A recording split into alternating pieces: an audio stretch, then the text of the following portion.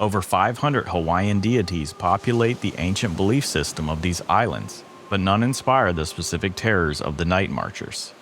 According to Hawaiian cultural experts, these warriors died in battle, their spirits continuing to march by moonlight, protecting sacred sites and enforcing ancient kapu laws.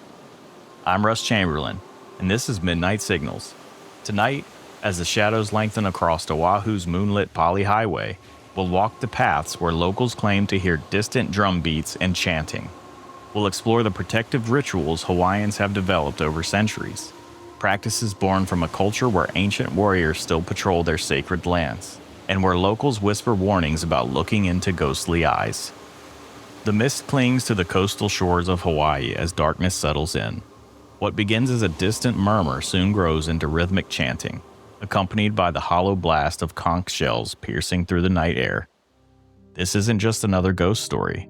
It's the return of the Night Marchers, guardians of an ancient tradition that predates written Hawaiian history. The Night Marchers are the spectral remains of warriors who perished in Hawaii's bloodiest conflicts, continuing their sacred duties in death. They protect their chiefs, honor their gods, and maintain the social order that governed Hawaiian society for generations. In the Hawaiian worldview, death was merely a transition to another form of existence, not an end to one's responsibilities.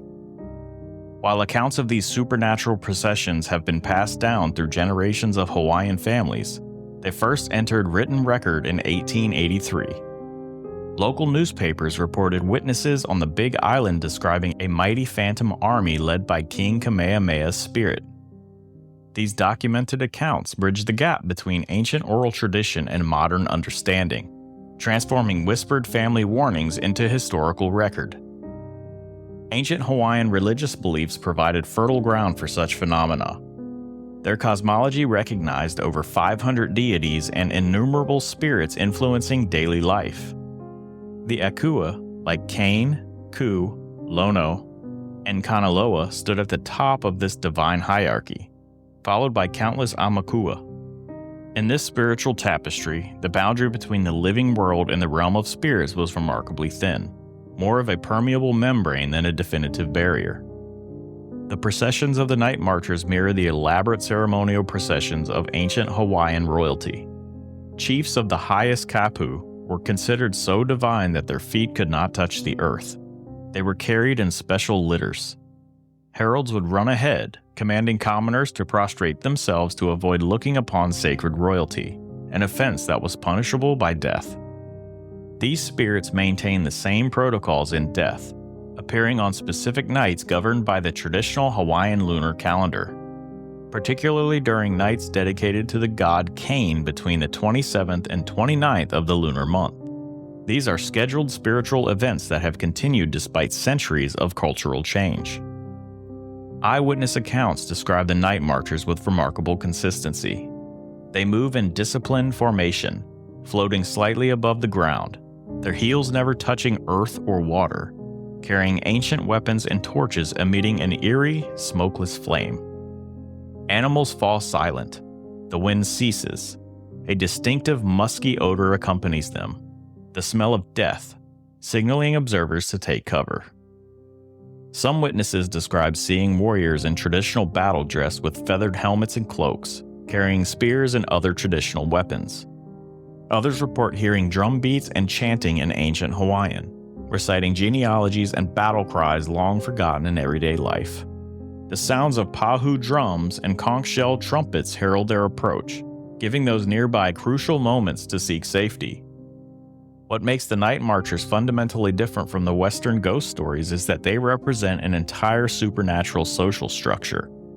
While Western tales often feature solitary ghosts seeking resolution for personal trauma, the Night Marchers maintain the complex social hierarchies, religious practices, and cultural protocols that govern pre-contact Hawaiian society. They are Hawaii's living history made manifest, a supernatural preservation of cultural memory. The Night Marchers inhabit Hawaii, following pathways established centuries before modern roads or buildings existed. Their routes traced ancient trails connecting royal residences, battlefields, and sacred temples, creating an invisible map of what the islands once were. These paths don't conform to current property lines. The spirits march through modern obstacles, maintaining their ancient roots regardless of what humans have built in their way. Nowhere do the night marchers appear more frequently than at Nuʻuanu, Pali, a 1,000-foot cliff where in a single afternoon in 1795, hundreds of warriors chose death over surrender. This battleground represents the permanent stage for Hawaii's most consequential military confrontation, where spirits continued to wage a war that never truly ended. The battle itself marked the culmination of King Kamehameha's campaign to unite the Hawaiian Islands. In this decisive conflict, his 12,000 warriors faced off against 9,000 defenders of Oahu, led by Chief Kalaniʻipiʻu. As Kamehameha's forces gained the upper hand, they drove Oahu's warriors towards the towering cliff edge. Among them, a young warrior named Kekoa found himself pressed against the precipice, the taste of defeat bitter on his lips. Facing capture and enslavement, he and hundreds of his brothers in arms made their final choice, leaping from the cliff's edge to the jagged rocks below, their war cries fading into the howling winds of the Pali. The magnitude of this sacrifice remained hidden until the late 1800s, during construction of the first Pali Highway. Workers uncovered a chilling testament at the cliff's face. Over 800 skulls and human remains scattered across the area. These bones provided physical confirmation of the oral histories passed down through generations, each shattered fragment a silent witness to that day of ultimate sacrifice. The echoes of that fateful day still reverberate through time. When workers completed the Pali Highway in 1898, they cut directly through this hallowed battlefield, and the physical disruption awakened something dormant. Travelers soon began reporting unusual phenomena.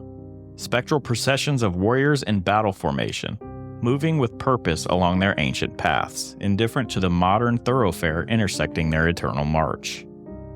These aren't shadowy, indistinct figures, but detailed apparitions appearing in full warrior regalia, adorned with feather capes and helmets, carrying traditional Hawaiian weapons like spears.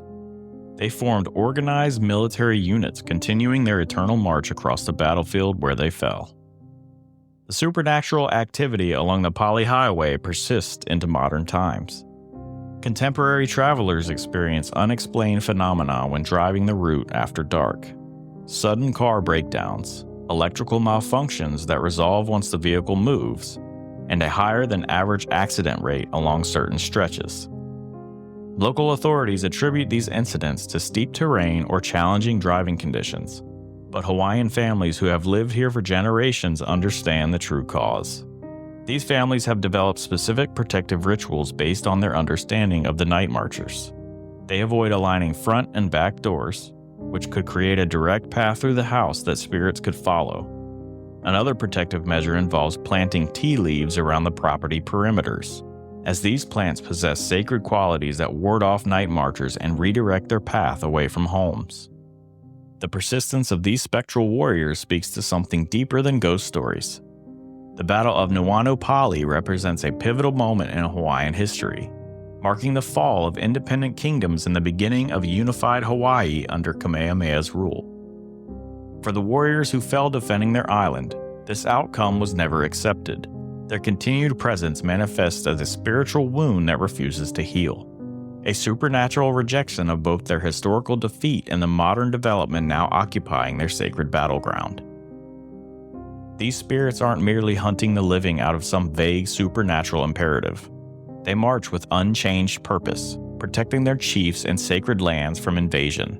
Whether from Kamehameha's warriors in the 18th century, highway construction crews in the 19th century, or today's flow of tourists and commuters, their battle never ended.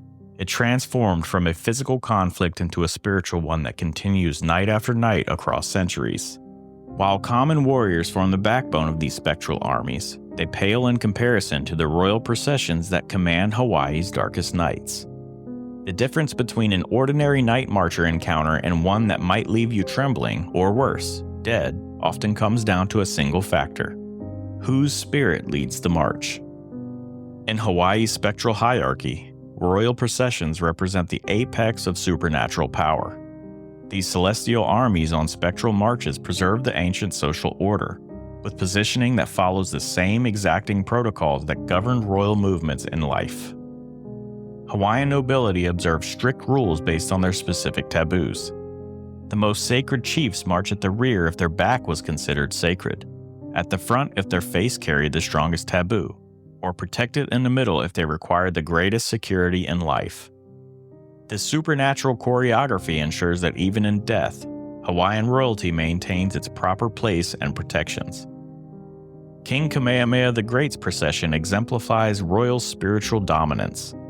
When he leads the march, his nighttime army moves with terrifying precision. Torchbearers illuminating the front and rear, drummers pounding rhythms that echo across valleys, and conch shell blowers announcing the approach of supreme authority. Kamehameha's executioner walks near him, a deadly enforcer in death as he was in life. The raw, lethal spiritual power radiates from the king's presence centuries after his physical death, making his procession the most feared throughout the islands. Kamehameha's foster son, Kaniho Nui, leads a particularly vengeful army.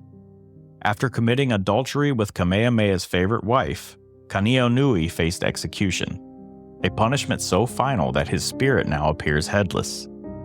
Witnesses claim this procession has left a trail of unexplained deaths, cosmic justice continuing centuries later. These royal apparitions often materialize at moments of historical significance. The night before Princess Likalike died in 1887, multiple witnesses reported seeing Kamehameha's spirit leading kings and chiefs through Nuʻuanu Valley, a supernatural escort arriving to guide the princess's spirit into the afterlife. This pattern of royal night marchers appearing before or after the deaths of Hawaiian nobility reveals their purpose as ceremonial bridges between the living and the dead, especially for those of royal blood. For anyone encountering these royal processions, survival depends entirely on immediate and proper observance of ancient protocols. The prostration taboo requires witnesses to lie face down, showing complete submission to the passing chiefs. The spiritual power carried by high-ranking chiefs remains as deadly as when they ruled in life, instantly striking down those who fail to show proper deference. This boundary between commoners and royalty intensifies in death rather than diminishes. These supernatural royal escorts continued well into the modern era. When Queen Liliuokalani, Hawaii's last reigning monarch, died in 1917, witnesses in the Kau district reported seeing phantom chiefs moving solemnly across the landscape. This sighting, just 24 years after the Hawaiian monarchy was overthrown by American-backed forces, carried profound symbolic significance. While foreign powers had stripped Hawaiian royalty of their physical authority, these supernatural appearances demonstrated their undiminished spiritual sovereignty. The relationship between night marchers and Hawaii's lunar calendar adds another layer to these royal appearances. The most powerful processions, particularly those led by kings, follow specific celestial timetables established centuries ago. This cosmic punctuality connects these spirits to Hawaii's relationship with time and the heavens. The cosmic precision of night marcher appearances offers little comfort to those who stumble into their predetermined paths. Hawaiian folklore doesn't just warn about encountering these spectral processions. It provides detailed survival instructions passed down through generations. These aren't just superstitious rituals, but real life-saving protocols with documented successes. The difference between becoming another unexplained death or surviving to tell the tale comes down to understanding ancient rules few visitors ever learn. These ghostly warriors move with unwavering determination, following ancient pathways that no modern construction can divert. Unlike Western ghosts that haunt specific buildings, night marchers travel in straight lines across the islands, oblivious to anything in their way, whether it's a beach house, resort, or highway. Their roots remain fixed on spiritual geography, cutting across the modern landscape like invisible highways from another time. For the unwary, the consequences are severe. Local accounts describe bodies discovered along the night marcher routes with no visible cause of death.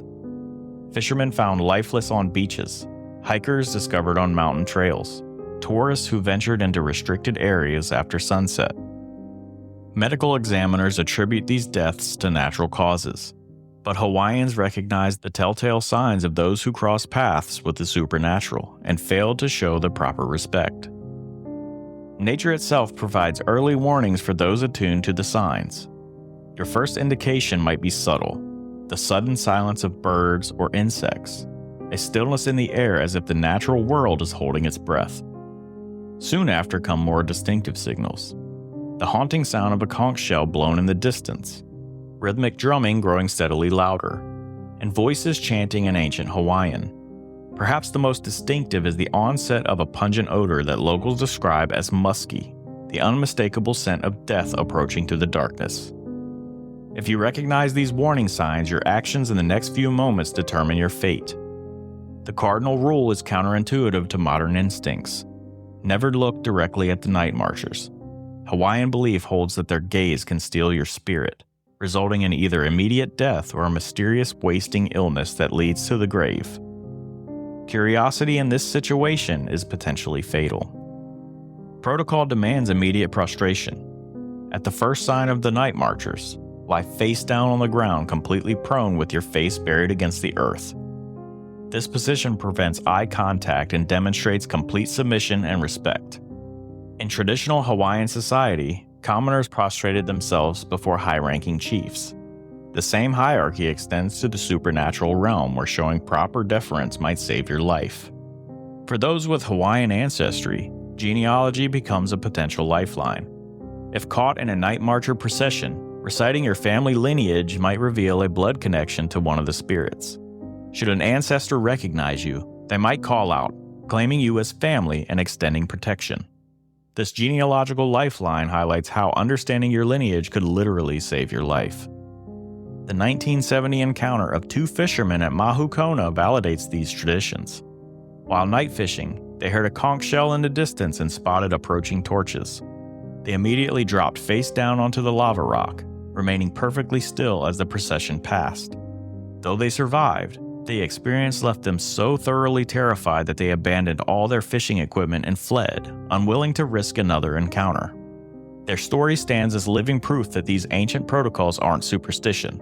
They're survival knowledge, passed down through generations for good reason. The fisherman's terrified flight reveals a sobering truth about Hawaii.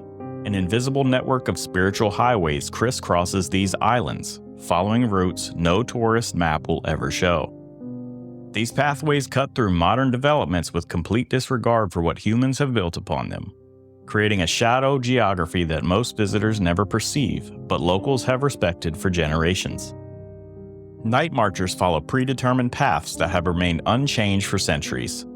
These routes hold both spiritual significance and practical importance in ancient Hawaii. They were carefully established pathways, connecting royal grounds, battlefields, and sacred sites, the superhighways of pre-contact Hawaiian society. The spiritual infrastructure reveals itself dramatically on Oahu, where modern Honolulu sits atop layers of Hawaiian history. Beyond the haunted Pali Highway, the Kalihi Valley hosts some of the island's most consistent night marcher sightings.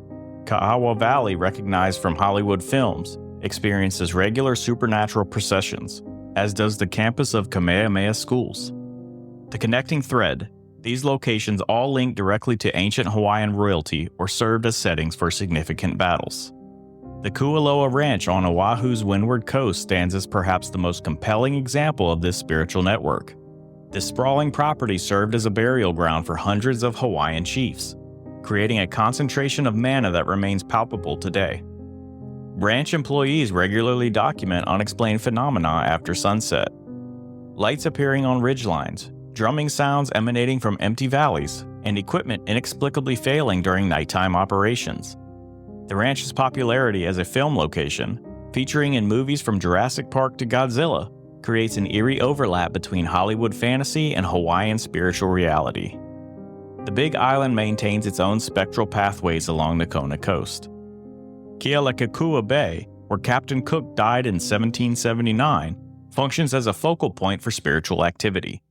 The bay's name, the Pathway of the Gods, signals its importance in Hawaiian cosmology. Locals describe torchlit processions moving silently along shorelines where luxury resorts now stand. Each island maintains distinctive supernatural corridors. On Maui, the The narrow Oahu Valley hosts processions of Ka Niho Nui, whose headless apparition leads warriors through misty landscapes. Kauai's Polyhale Beach serves as a traditional departure point for the afterworld. Wailua Valley contains numerous temples connected by paths spirits still traverse. The collision between ancient pathways and modern construction creates unexpected supernatural hotspots.